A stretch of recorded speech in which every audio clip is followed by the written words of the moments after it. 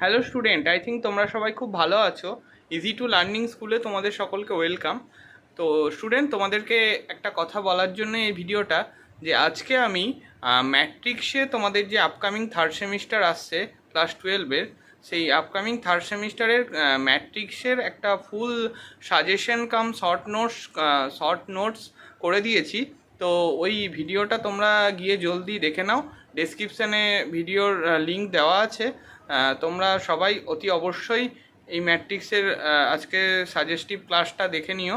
তোমরা এখান থেকে অ্যাটলিস্ট 10 নাম্বার তোমাদের ম্যাট্রিক্স থেকে রয়েছে, তো খুব সহজেই যাতে এই নাম্বারটা পেতে পারো।